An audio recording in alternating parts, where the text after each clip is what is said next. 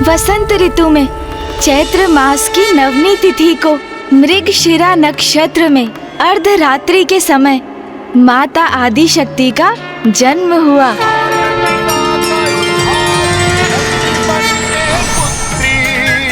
तू है माँ अधिष्ठात्री, है माँ तू है माँ अधिष्ठात्री, ओ माँ तू है माँ अधिष्ठात्री।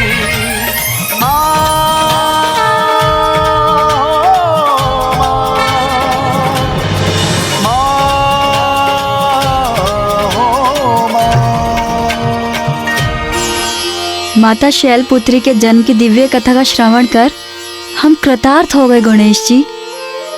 अनंत है माता शैलपुत्री और उनकी महिमा। माता की 9 रूपों की उपासना करने पर जीवन के सभी मिथ्या भाव मिट जाते हैं। साधक मोह माया से मुक्त होकर संसार का परित्याग कर परमात्मा में समाहित होने के लिए तत्पर हो जाता है। माता शैलपुत्री को प्रसन्न करने के लिए साधक को किस प्रकार साधना करनी चाहिए? नवरात्रि के प्रथम दिवस पर साधक अपनी रीढ़ के मूल पर स्थित मूलाधार चक्र पर अपना ध्यान केंद्रित कर माता की उपासना आरंभ करते हैं। मूलाधार चक्र के अधिपति प्रथम पूज्य गणेश जी और माता शैलपुत्री की पूजा से ही हम इस चक्र को जागृत कर सकते हैं और इस प्रकार नवरात्रि के प्रथम दिवस से ही साधक की योग साधना भी आरंभ होती है। महाराज, माता सरला, अब आप भी अपने नेत्रों को बंद कर अपने मूलाधार चक्र पर अपना ध्यान केंद्रित कर माता के मंत्र का जाप कीजिए। ओम शैलपुत्री नमः, शैलपुत्री नमः, शैलपुत्री नमः, अधिष्ठात्री।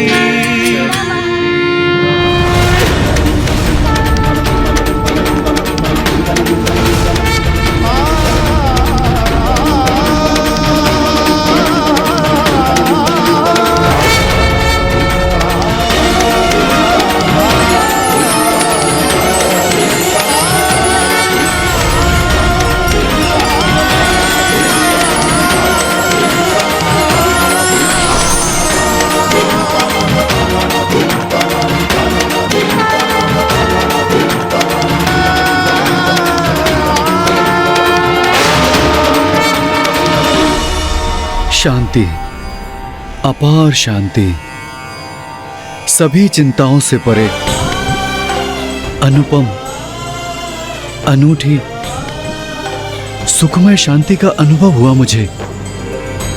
नवरात्रि के प्रथम दिवस पर माता शैलपुत्री की कृपा से आप दोनों के साथ हम सभी की भक्ति और योग की यात्रा आरंभ हो गई।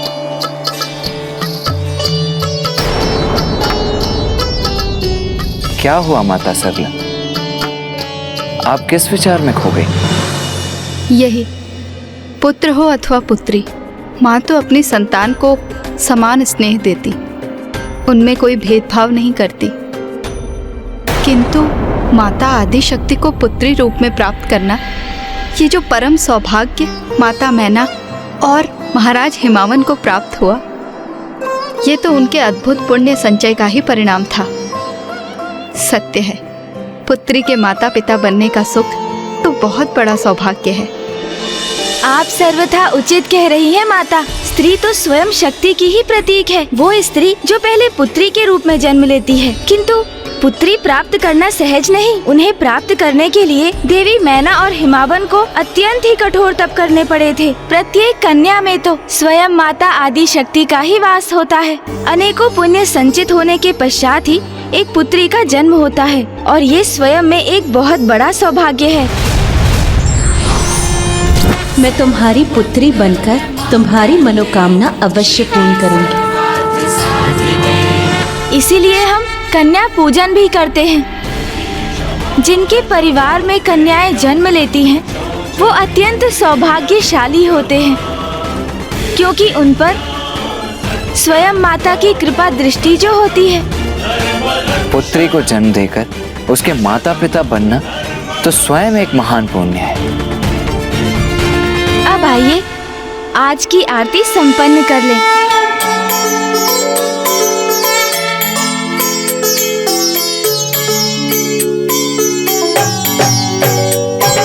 जग जननी जय जय, माँ जग जननी जय जय। भयहारिणी भवतारिणी, भयहारिणी भवतारिणी, भवभामिनी जय जय। माँ जग जननी जय जय।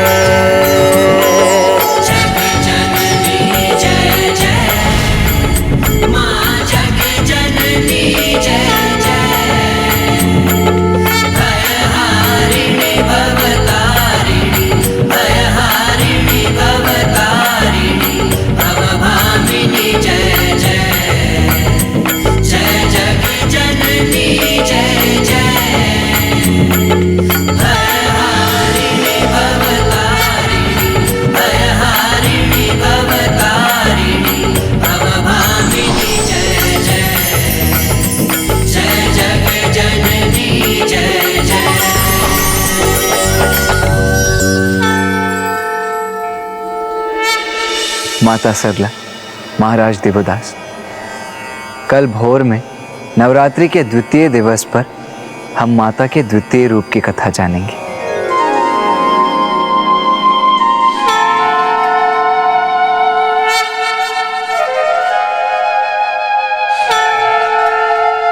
माँ वहाँ अकेली है, उनकी पीड़ा विचलित कर रही है मुझे।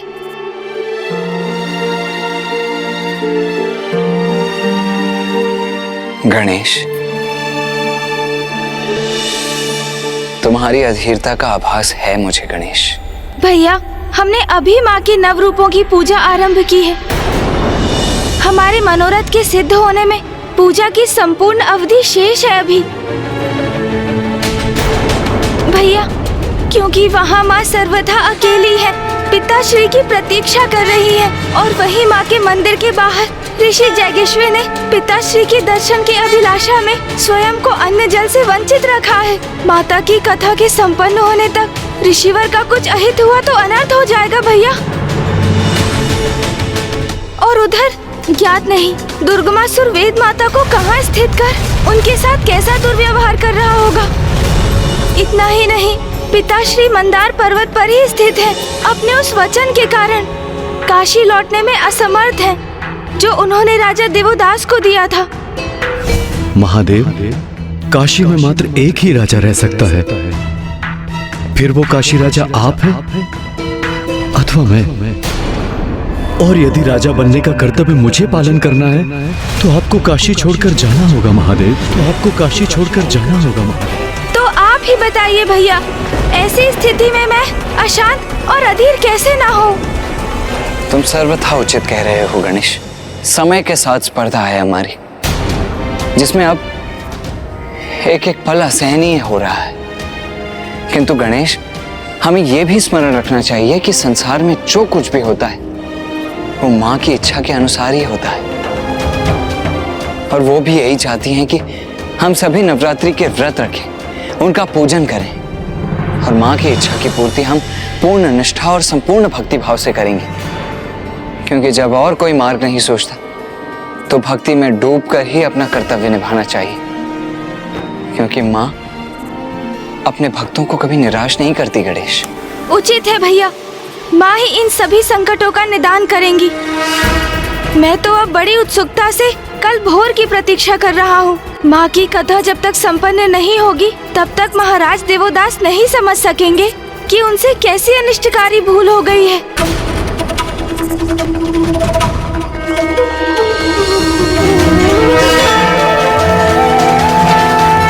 माँ, कल रात्रि में मैं बहुत व्याकुल और अधीर था, किंतु आज भोर में आपके दर्शन पाकर एक नवीन ऊर्जा प्राप्त हुई है। अब आपके द्वितीय रूप माँ ब्रह्मचारिणी की कथा करने का समय आ गया है। हमें आशीर्वाद दीजिए माँ कि हम आपके 9 रूपों की कथा भली भांति कह सकें, जिसे राजा देवोदास अपनी भूल समझकर उसे सुधार सके। पुत्र गणेश, पुत्र कार्तिकेय, तुम्हारे मुख से उत्सर्जित मेरी कथा का श्रवण कर राजा दिवुदास और देवी सरला को ही नहीं, संसार को भी बहुत कुछ सीखने का अवसर प्राप्त होगा।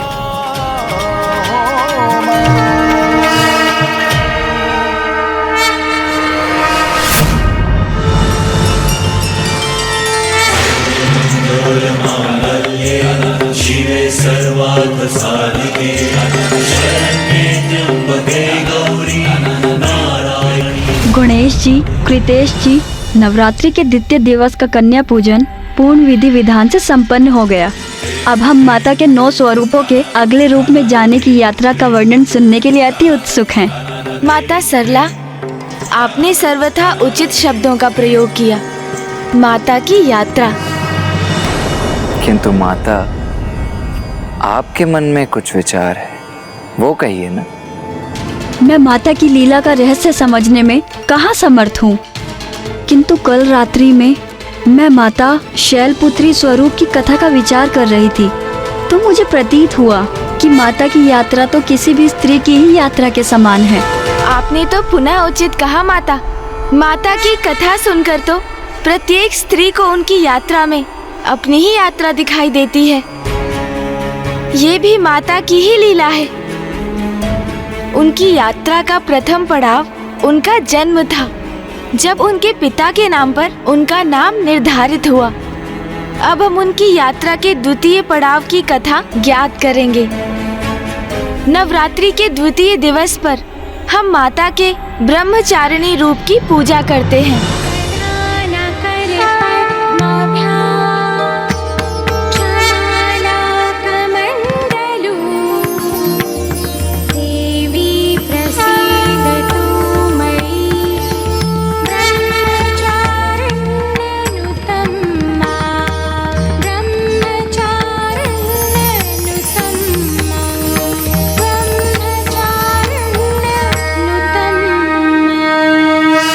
क्या है?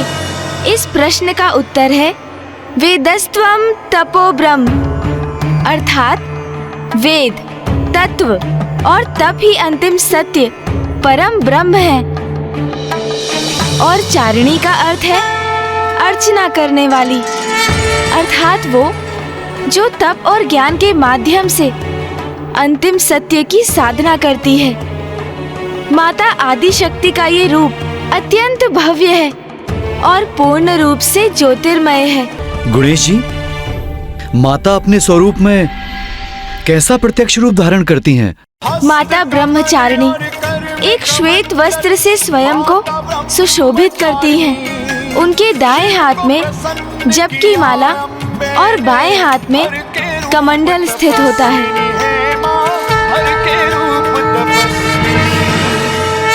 अब मैं आपको माता ब्रह्मचारिणी की कथा सुनाता हूँ। अपने माता पिता के अपार लाड़ दुलार में माता शैलपुत्री की आयु में वृद्धि होने लगी।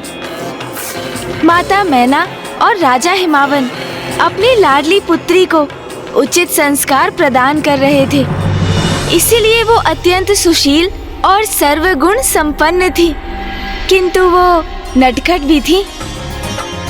राजभवन में उनकी बाल्यावस्था अत्यंत सुखमय और सुंदर थी। यद्यपि तारकासुर ने जिस प्रकार पूर्व में उनके अंत हेतु अट्टासुर को भेजा था, उसी प्रकार इस अवधि में भी वो अनेकों असुरों को निरंतर भेजता रहा, किंतु वो असुर सप्त ऋषियों द्वारा स्थापित रक्षा कवच को नहीं भेज सके। माता इन सभी आक्रमणों से पूर्णतः सुरक्षित और अनभिज्ञ थी।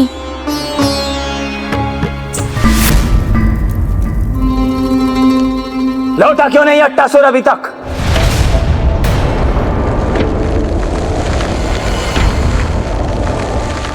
महाराज, ऐसी सूचना प्राप्त हुई है कि अट्टासुर का अंत हो गया है।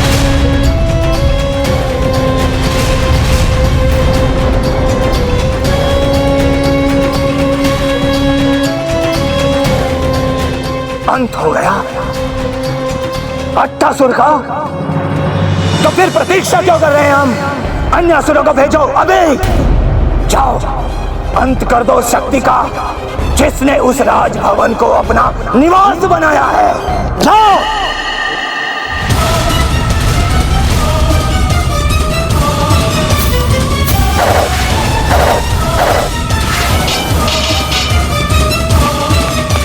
तारकासुर भयंकर से भयंकर असुरों को भेजता गया और एक एक कर उन सभी असुरों का अंत होता गया।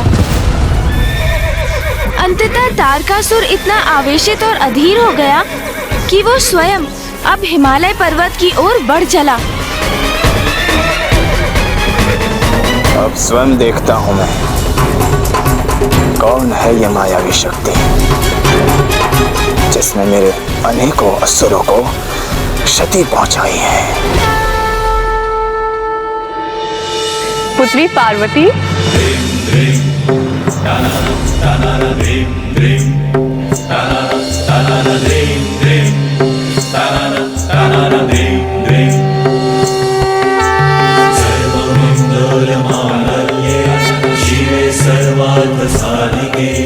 लो पकड़ो इस कंदूक को।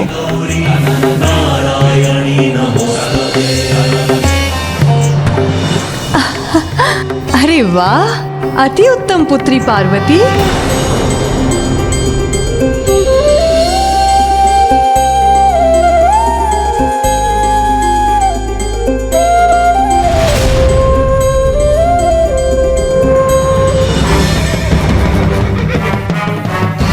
अंत होगा आज उस शक्ति का जो मेरे काल को जन्म देने हेतु जन्मी है। अभी मिटा दूंगा मैं उसे, बढ़ने नहीं दूंगा ये संकट।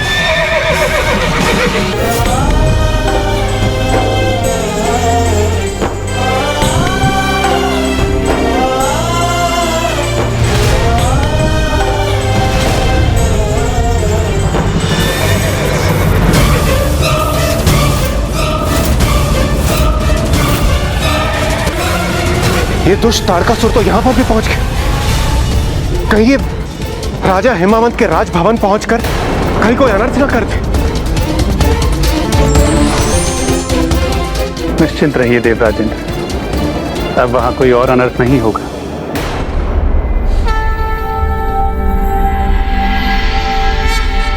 नारायणं गदाध्यक्षं गोविंदं कीर्तिभाजनं गोवर्धनोद्धरं देवं भूधरं भुवनेश्वरम्।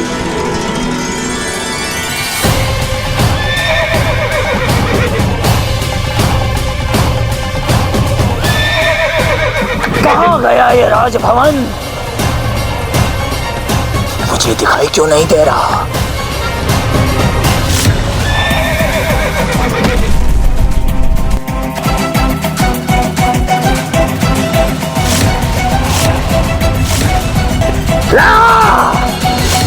श्री हरि नारायण ने अपनी विष्णु माया के प्रभाव से महाराज हिमावन के राजभवन को अदृश्य कर दिया और इसी कारण वो तारकासुर उसे ढूंढने में असमर्थ हो गया। जब थक गया तो अंततः वो निराश होकर लौट गया और देखते ही देखते माता शैलपुत्री 16 वर्ष की आयु पर पहुंच गई।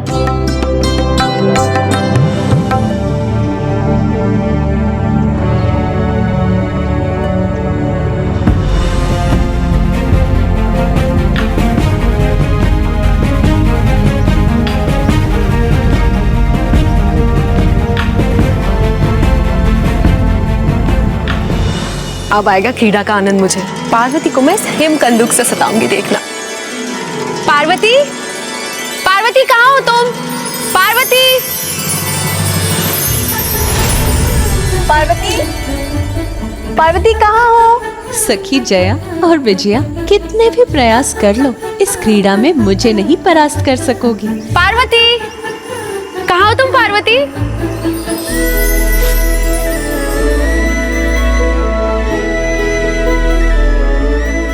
विजया, तुम उस दिशा में जाके ढूंढो, मैं इस दिशा में जाती हूँ, ठीक है? पार्वती,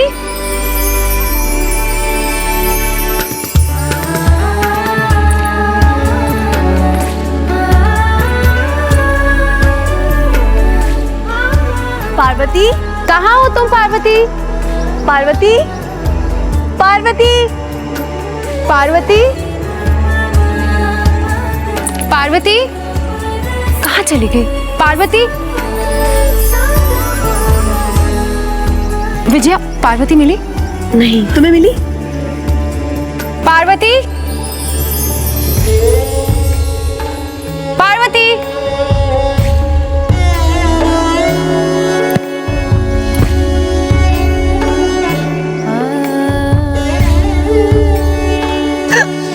तुम दोनों तो मुझे सताने चली थी ना, फिर क्या हुआ?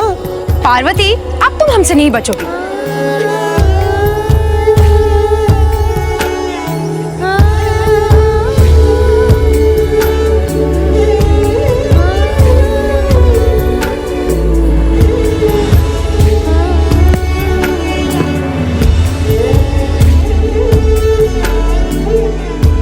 पार्वती कहाँ है? पार्वती, पार्वती, पार्वती, पार्वती,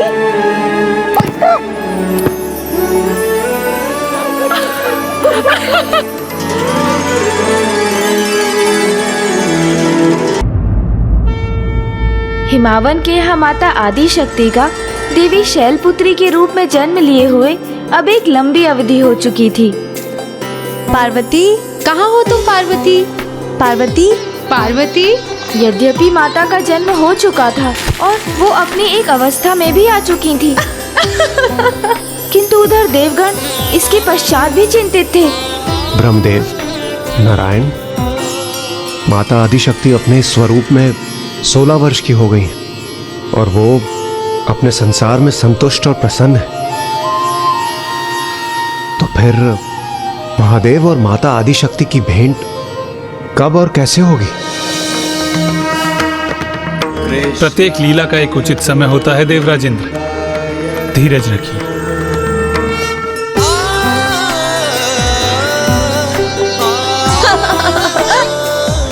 सखी विजया, तुम्हारी चाल तो विफल कर दी मैंने। क्षमा करना सखी, मैं स्वयं को रोक ही नहीं पाई। जाओ, मैं तुम्हारे साथ क्रीड़ा नहीं करती। सखी विजया, विजया रुको तो, सुनो सखी।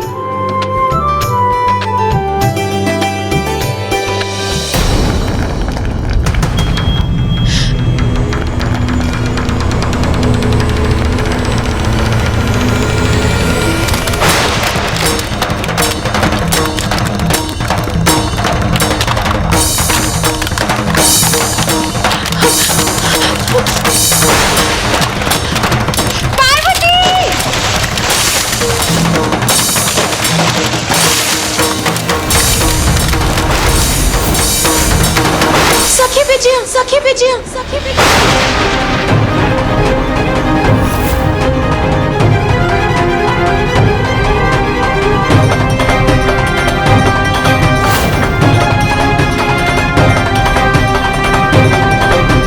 पार्वती रुको, रुक जाओ, सतह हिम्मत चटक जाएगी। जय, सखी विजया, तुम चिंता मत करो, कुछ नहीं होगा तुम्हें। मैं आ रही हूँ विजया। पार्वती, जय रुको। पार्वती,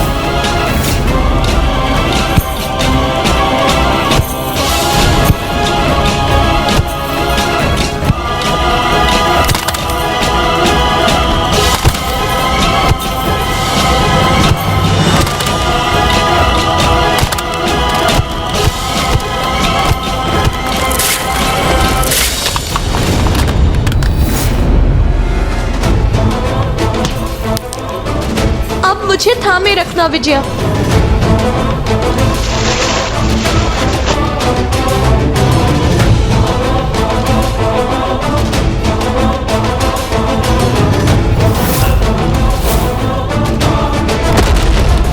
विजया, पार्वती,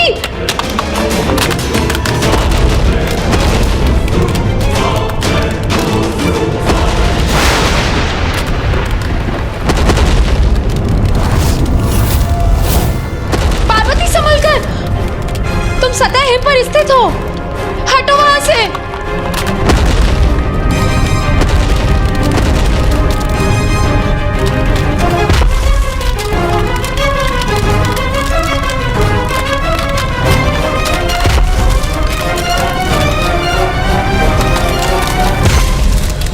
पार्वती, संभल कर।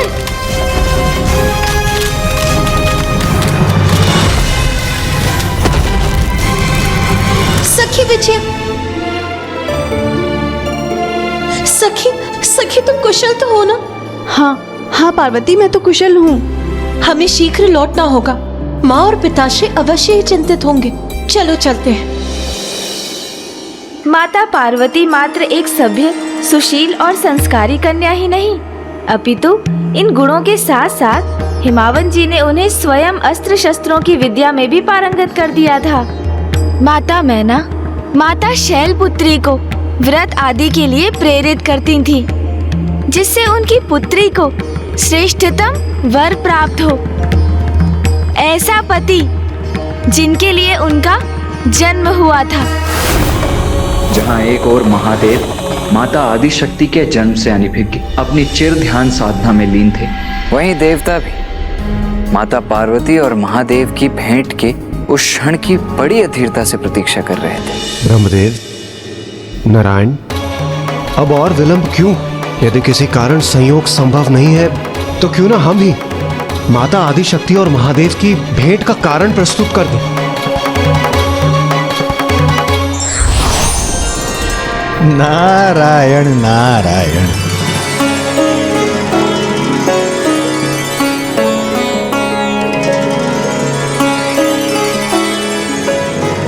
देवर्षि नारद, आप क्या कहना चाहते हैं इसकी मुझे हो चुकी है अनुभूति।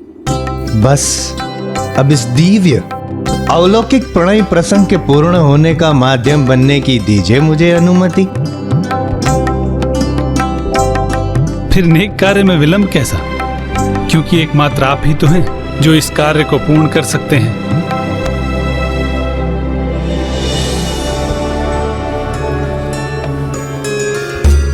स्वामी, मुझे पुत्री पार्वती की बड़ी चिंता होती है। यूं तो वे आज्ञाकारी हैं, सुसंस्कारी हैं, किंतु समय समय पर अपने स्वतंत्र स्वभाव का भी परिचय देती हैं। अब जैसे कि कल ही जया और विजया के साथ एक विकट संकट की स्थिति में थी महाराज।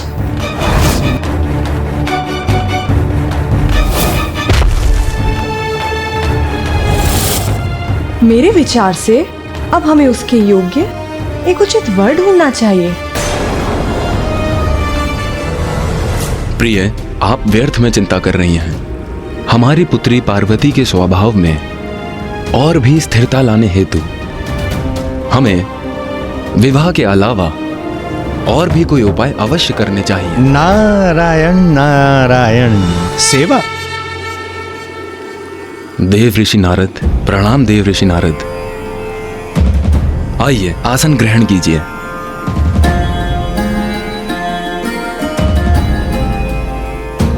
आपकी चिंता दूर करने का मात्र एक ही उपाय है, सेवा।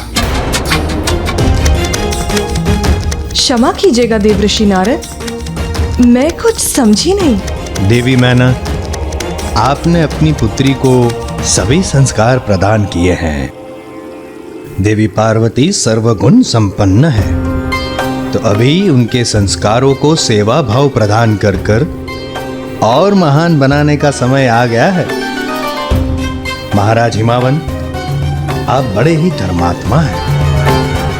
धर्म के सम्मान के साथ साथ सदा ही आप सभी धार्मिक जनों का भी सम्मान करते आए हैं। आपकी पुत्री अत्यंत सुशील है, तो अब उसका कल्याण इसी में है कि वो साधु संतों की सेवा में लीन हो।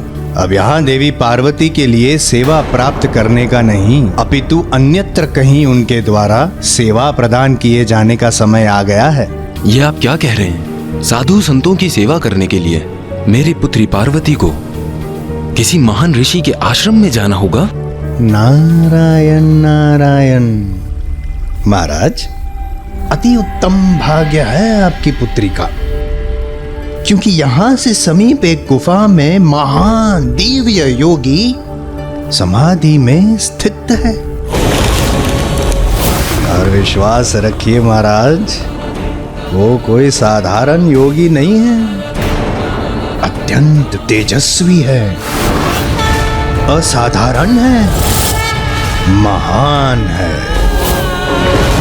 समस्त संसार में उनकी दिव्यता का कोई स्थान नहीं। महाराज, आप अपनी पुत्री को उस योगी की सेवा में भेज दीजिए।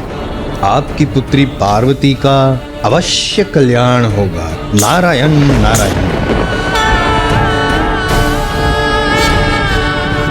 देव ऋषि नारद, आपको आपके इस सुझाव के लिए कोटि कोटि धन्यवाद। मैं स्वयं मेरी पुत्री पार्वती को उस योगी के समीप ले जाऊंगा। नारायण नारायण।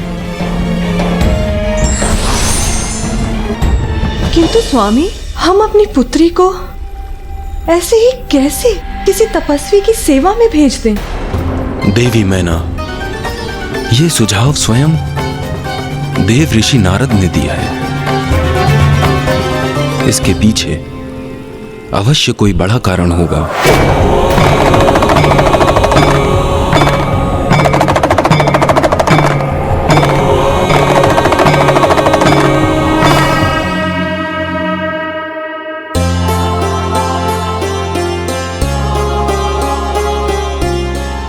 जाओ पुत्री, जाओ, जाकर उन महान योगी की सेवा करो, जिससे वो तुम पर प्रसन्न हो, तुम्हारी समस्त मनोकामनाओं की पूर्ति का वरदान दे।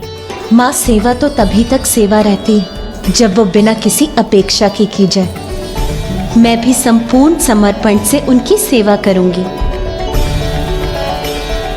इसी भाव से कि उनके आशीर्वाद के सिवाय मुझे उनसे और कुछ भी नहीं चाहिए।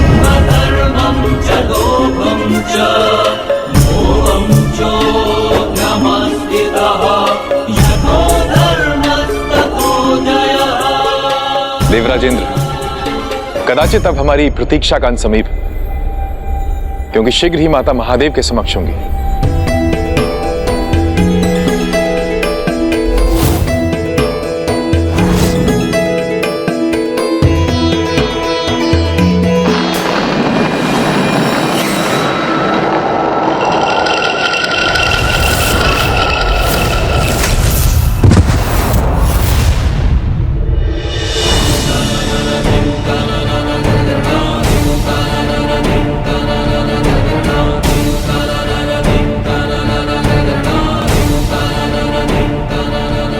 वो देखो पुत्री, वहां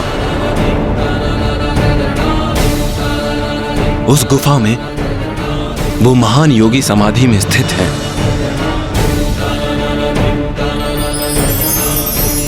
ये कैसा दिव्य और अद्भुत आकर्षण है जो मुझे उस गुफा की ओर खींचे जा रहा है।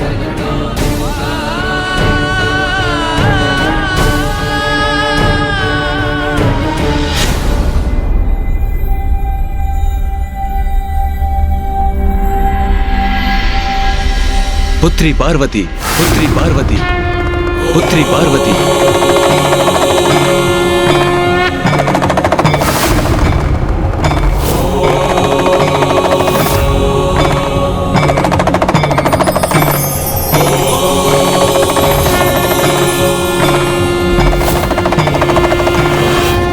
इतने समय से हमें जिस क्षण की प्रतीक्षा थी,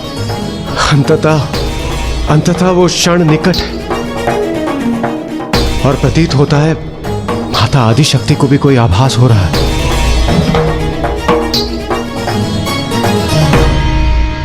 जी पिताश्री।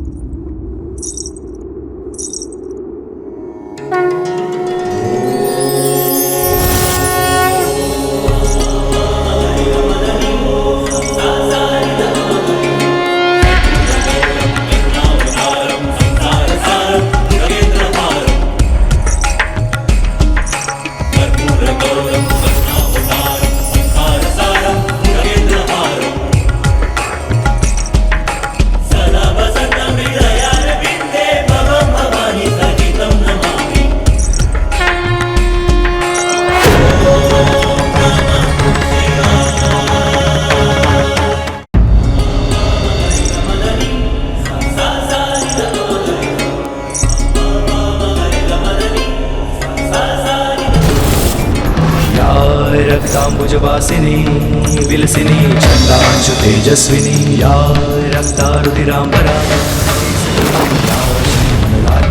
या रत्नाकरमन्थना प्रकटिता विष्णो स्वया गेहिनी सा मां पातु मनोरमा भगवती लक्ष्मी च पद्मावती।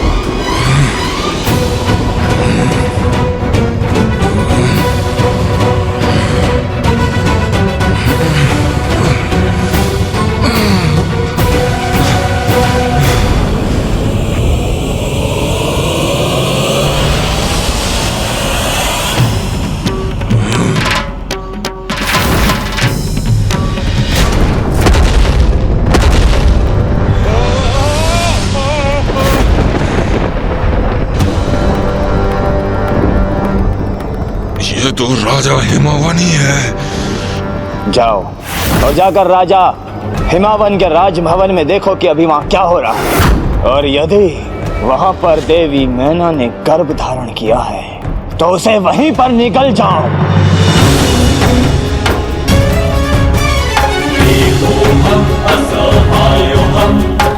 मेरी प्रिय पुत्री, मैंने तुम्हारी माँ को तो समझा दिया था, किंतु तुमसे तुम्हारी इच्छा नहीं पूछी। तुम यहाँ कुशलता से रहोगी? इतना महान दायित्व संभाल पाओगी ना तुम? पिताश्री, आप व्यर्थ ही चिंता कर रहे हैं। अब मैं बड़ी हो गई हूँ, 16 वर्ष की आयु हो गई है मेरी। मैं ये दायित्व अवश्य निभा लूंगी। 16 वर्ष? अर्थात मैं 16 वर्षों से यहाँ मृत अवस्था में पड़ा रहा, और अब देवी आदि शक्ति राजा हेमावन की पुत्री के स्वरूप में एक युवती बन चुकी है। मुझे महाराज तारकासुर द्वारा दिया गया कार्य शीघ्र संपन्न करना चाहिए। अति शीघ्र उनके निकट पहुंचकर उन्हें ये सूचना देनी चाहिए। अट्टासुर, वो दुष्ट असुर पुनः जीवित हो गया। अट्टासुर की मृत्यु हो चुकी थी, किंतु उसे पुनर्जीवन भी प्राप्त हुआ, क्योंकि माता पार्वती का आंचल उसके ऊपर से चला गया और उसने माता को देखकर उन्हें पहचान लिया, क्योंकि ये उसे भी ज्ञात था कि एकमात्र माता आदि शक्ति ही उसके मृत शरीर को जीवन प्रदान कर सकती थी। गणेश जी, फिर क्या हुआ? एक और अट्टासुर तारकासुर को माता के जन्म की सूचना देने जा रहा था, तो दूसरी ओर समस्त देवता बड़ी व्यग्रता से उस क्षण की प्रतीक्षा कर रहे थे जब महादेव और माता पार्वती एक दूसरे के समक्ष आने वाले थे।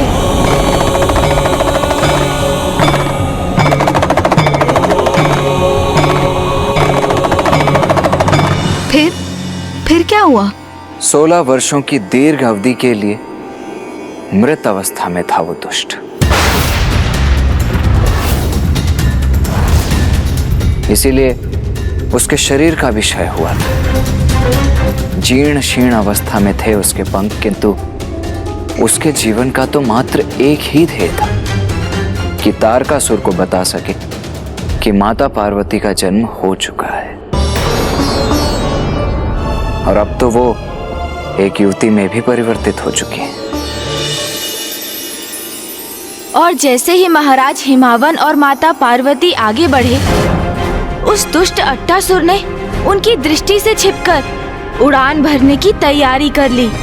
किंतु देवता वो भी उसे नहीं देख सके। सभी देवता, यहाँ तक कि नारायण और ब्रह्मदेव भी अपनी श्वास रोके महादेव और माता पार्वती की भेंट के इस दिव्य और अलौकिक घटना के प्रत्यक्षदर्शी बनने के लिए आतुर थे। इसलिए उनका ध्यान भी अट्टासुर पर नहीं गया और उस दुष्ट ने उसके दुर्बल पड़े शरीर में जितनी भी शक्तियां शेष थीं, उन्हें एकत्रित कर अपनी उड़ान में झोंक दिया।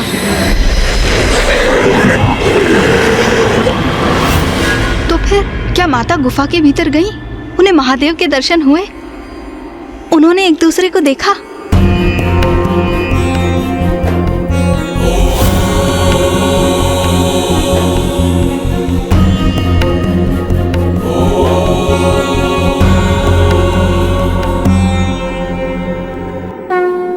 माता पार्वती महादेव के बहुत निकट थी और महादेव को भी कुछ आभास होने लगा था, क्योंकि ध्यानस्थ होने पर भी माता सती की स्मृतियों के दृश्य उनके समक्ष प्रकट होने लगे। प्रणाम प्रभु।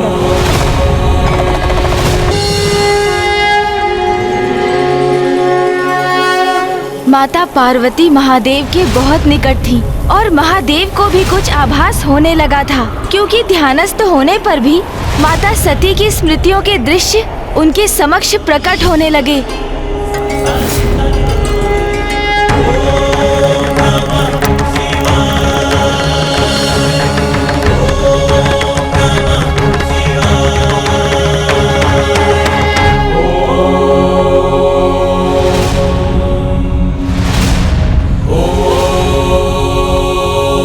प्रतीत होता है कि महायोगी इसी गुफा में स्थित हैं। हमें उनके समक्ष जाना चाहिए।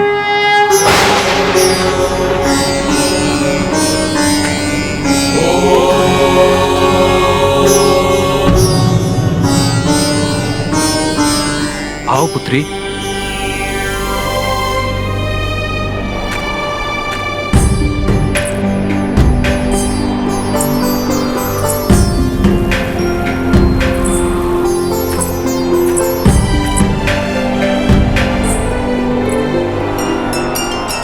अब माता महादेव के समक्ष पहुंचने ही वाली।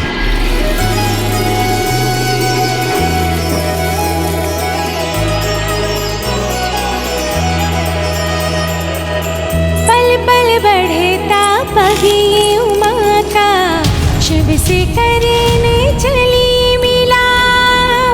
अनुपम ये संयोग अनोखा, होगा अब ये पुनर्मिला। व्याकुल पार्वती शिव मिलेंगे आज, होगा मंगल पल वो लौकिक। पार्वती शिव मिलेंगे आज, पार्वती शिव मिलेंगे आज।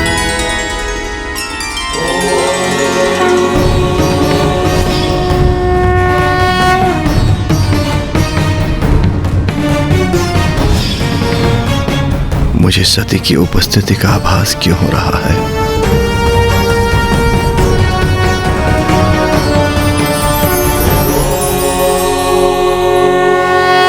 प्रणाम प्रभु, प्रणाम प्रभु, प्रणाम प्रभु। बस अब महादेव अपने नेत्र अवश्य खोलेंगे।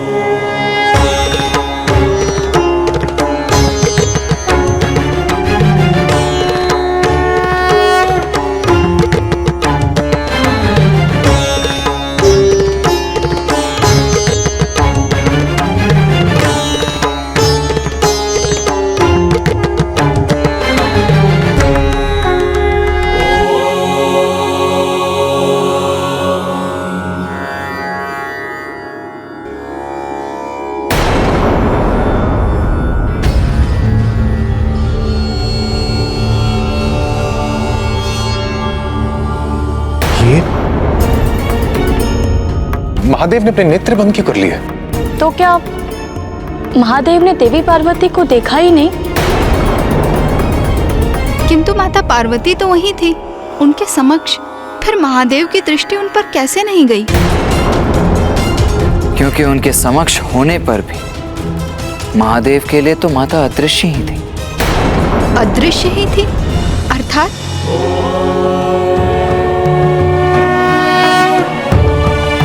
यदि माता महाराज हिमावन के पीछे ही स्थित रहेंगी तो महादेव की दृष्टि उन पर कैसे जाएगी? जब तक माता महादेव के समक्ष नहीं आएंगी तो वो उन्हें देखने में असमर्थ ही रहेंगे। इन महायोगी जी ने तो मुझे देखकर भी अनदेखा कर दिया, किंतु क्यों? इसका क्या कारण है? पिताश्री, प्रतीत होता है कि महायोगी जी गहन ध्यान में हैं और वो अपने ध्यान को भंग नहीं होने देना चाहते। किंतु मुझे विश्वास है कि आपका स्वर उन तक अवश्य पहुंच रहा है। आप अपने शब्दों के माध्यम से हमारे आगमन का कारण और हमारा विनम्र निवेदन उन तक पहुंचा दीजिए पिताश्री। मुझे क्षमा कर दीजिए महायोगी जी। मैं पर्वतराज हिमावन आपके ध्यान में शमिक व्यवधान डालने का दुस्साहस कर रहा हूं, किंतु ये मेरा परम सौभाग्य है कि आप जैसे महान योगी ने मेरे राज्य में स्थित गुफा को ध्यान के योग्य मानकर उसे ध्यान के लिए चुना। महायोगी जी, मैं आपकी सेवा का प्रार्थी हूं और इसी मंतव्य से आपके पास एक अनुरोध लेकर आया हूं। कृपा कर मेरी पुत्री पार्वती को आपकी सेवा में स्थित रहने की अनुमति दीजिए, जिससे वो आपके ध्यान को सफल करने में आपकी सहायक बन सके। संत जनों की सेवा करना संस्कारी परिवार की कन्याओं का धर्म होता है। इसी सेवा भाव से कन्या का भागी स्वभाव भी सुनिश्चित होता है। माता पिता होने के नाते अपनी पुत्री को उचित संस्कार देना हमारा कर्तव्य है। इसीलिए मेरी पुत्री का आपकी सेवा में स्थित होना सर्वथा उचित है।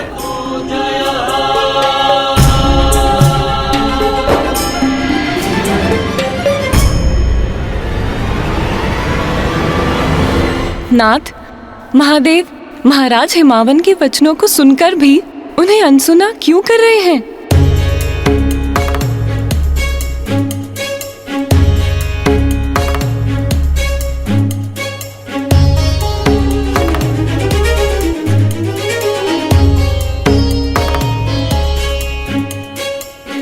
महायोगी जी, मैं पुनः आपके ध्यान में बाधा डालकर आपसे निवेदन करने का दुस्साहस कर रहा हूं।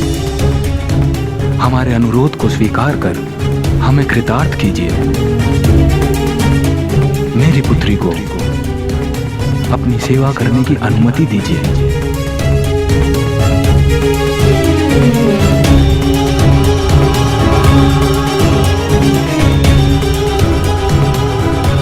हमारी भी विनती सुनिए महादेव। अपने नेत्र खोलिए और माता को स्वीकार कीजिए प्रभु।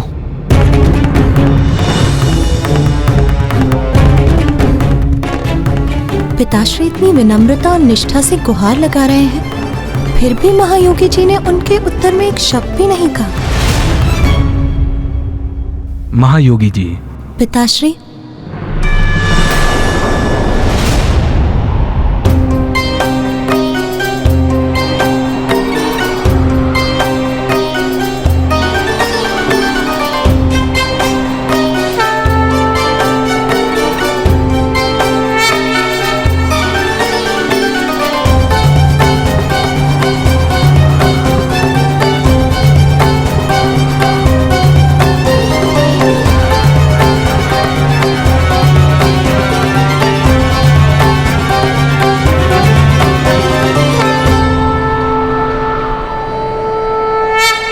पिताश्री, कदाचित मुझे ही महायोगी जी से विनती करने दीजिए।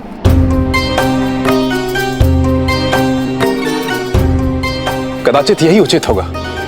जब माता महादेव से कुछ कहेंगी तो महादेव उनका स्वर पहचान लेंगे और उन्हें अपनी दृष्टि से देखने के लिए अपने नेत्र खोलेंगे।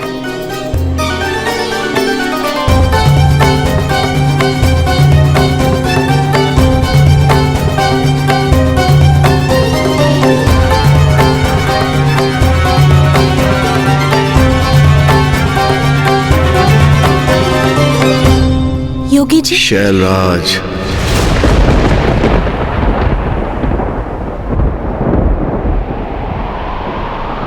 ये स्वर इतना चिर परिचित क्यों लग रहा है? ये स्वर मुझे जैसे ये तो मेरे कण कण में, मेरे रोम रोम में बसा हुआ है। कौन है ये महायोगी और इनसे क्या संबंध है मेरा?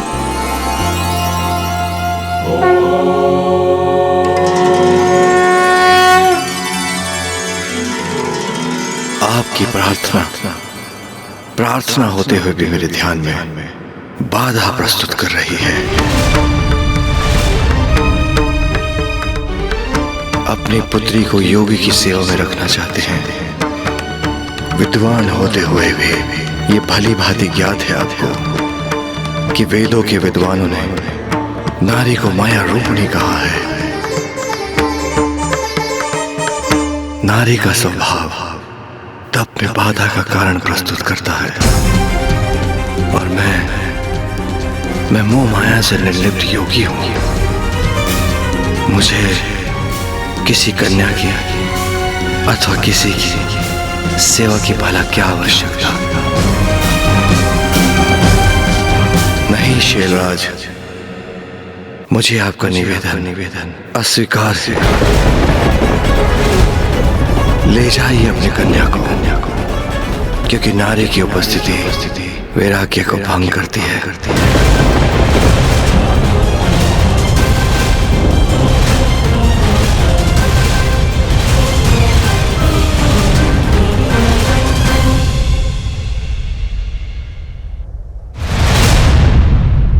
ये महादेव ने क्या कर दिया? महाराज हिमावंत तो देवर्षि नारद के सुझाव पर ही अपनी पुत्री माता पार्वती को महादेव की सेवा में लेकर गए थे, किंतु महादेव ने तो एक प्रकार से माता का तिरस्कार ही कर दिया।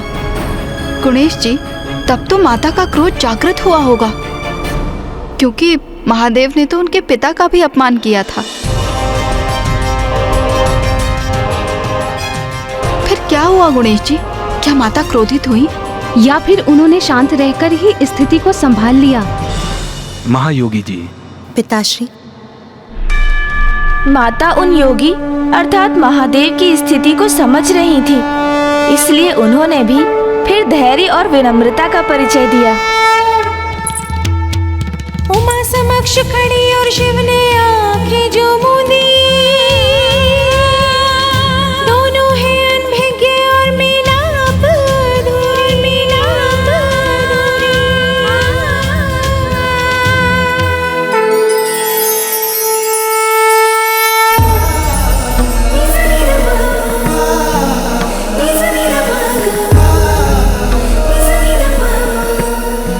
महादेव तो विरक्ति की अवस्था में है।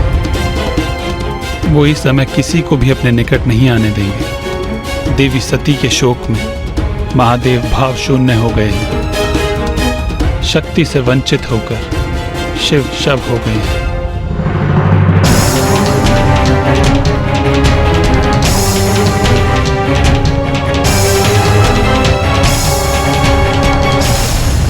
महादेव ने अपने नेत्र अवश्य बंद किए हैं, किंतु जब वो देवी पार्वती का स्वर सुनेंगे तो उनके स्वर को पहचान कर अवश्य कोई प्रतिक्रिया देंगे। प्रणाम प्रभु, प्रणाम प्रभु, प्रणाम प्रभु, प्रणाम प्रभु।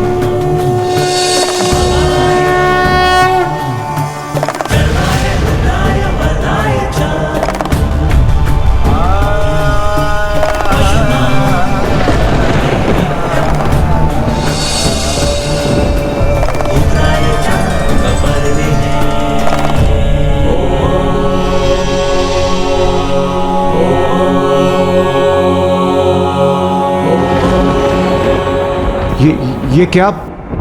महादेव ने पुनः अपने नेत्र बंद कर लिए। ये क्या हुआ नाथ? ये तो मेरी समझ से ही परे है। महादेव ने देवी पार्वती का स्वर सुना, उन्हें उनका आभास भी हुआ, जिसका भाव उनके मुख पर उत्पन्न हुआ। उन्होंने अपने नेत्र भी खोले, फिर वो पुनः अपने ध्यान में क्यों चले गए नाथ? प्रिय, महादेव देवी सती के वियोग में इतने व्याकुल हैं कि उनके नेत्र सर्वत्र देवी सती को ही ढूंढते हैं। प्रत्येक स्वर में उन्हीं का स्वर ढूंढते हैं महादेव।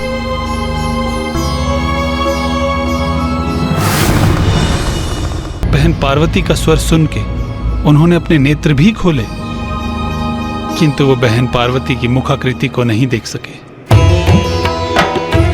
ध्यान की अवस्था में अगर उन्हें कुछ दिखाई भी दिया तो मात्र एक नारी की छवि, देवी सती नहीं, मात्र एक अन्य स्त्री।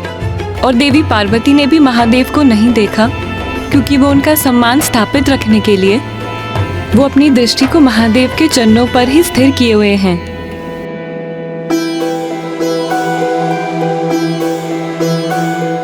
पिताश्री, आप महायोगी जी को ये कहने की कृपा करें कि जिनका हृदय योग की गहराई में इतना लीन हो, उन पर किसी पुरुष, स्त्री या किसी अन्य के निकट होने का क्या प्रभाव हो सकता है। योगियों और साधु संतों का जीवन तो समाज के लिए कल्याणकारी होता है। मैं इनकी सेवा करूंगी तो मेरा भी कल्याण होगा,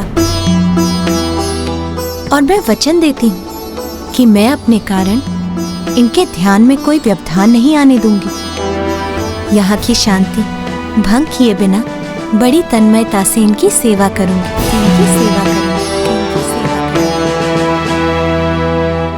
महायोगी जी, मेरी पुत्री को अपनी सेवा करने की अनुमति देकर हम पर कृपा कीजिए।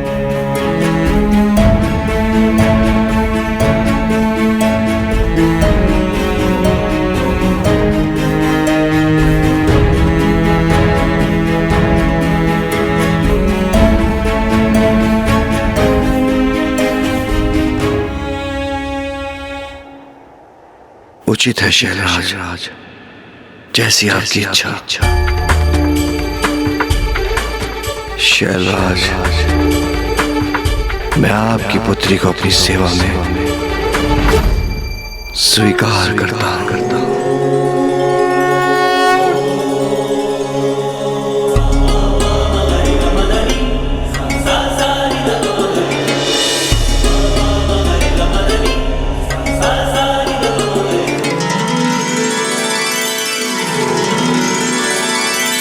महादेव ने देवी पार्वती को अपनी सेवा की अनुमति दे दी। अब तो यही आशा है कि इस अवधि में दोनों परस्पर दर्शन प्राप्त करें।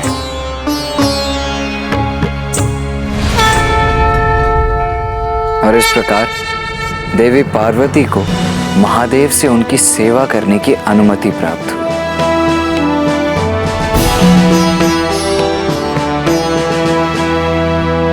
एक और हिमालय की गोद में माता पार्वती ने अपने जीवन के ध्येय अर्थात महादेव का सानिध्य प्राप्त करने हेतु अपनी यात्रा आरंभ की थी।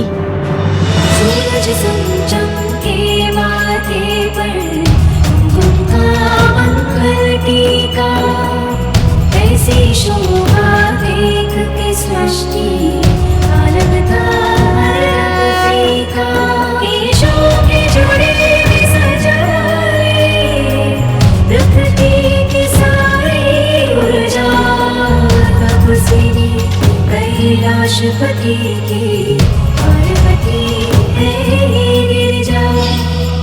वहीं दूसरी ओर अट्टासुर अपना लक्ष्य पूरा करने को तत्पर था, जिससे वो शीघ्र तारकासुर तक पहुंचे और उसे माता पार्वती की सूचना देकर सावधान कर सके, और तारकासुर माता पर कोई नया आक्रमण कर अपने उद्देश्य की पूर्ति कर सके।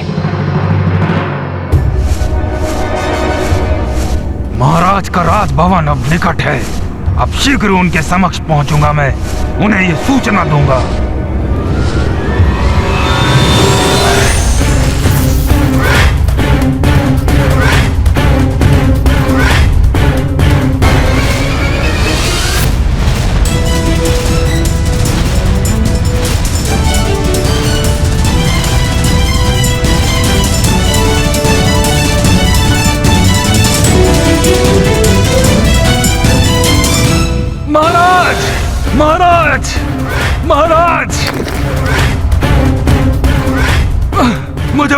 तारकासुर से भेंट करनी है। उन्हें एक महत्वपूर्ण समाचार देना है। हटो मेरे मार्ग से, भीतर जाने दो मुझे। रुक जाओ, भिक्षुकों को भीतर आने की अनुमति नहीं है। भिक्षुक नहीं हूँ मैं, अट्टासुर हूँ मैं। मंदबुद्धि समझा है हमें। अट्टासुर की मृत्यु को 16 वर्ष बीत चुके हैं।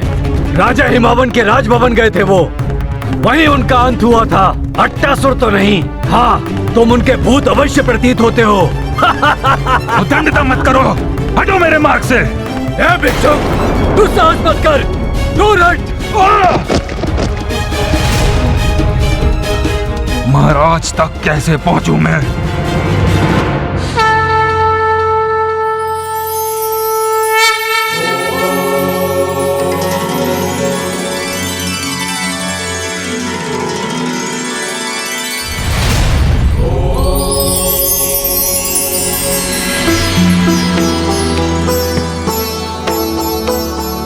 माता पार्वती अब महादेव के सानिध्य में थीं और उन्हें बार बार बीते समय का आभास भी हो रहा था। किंतु अब भी जगत पिता महादेव और माता आदि शक्ति एक दूसरे के लिए पूर्णतया अनभिज्ञ एवं अपरिचित थे।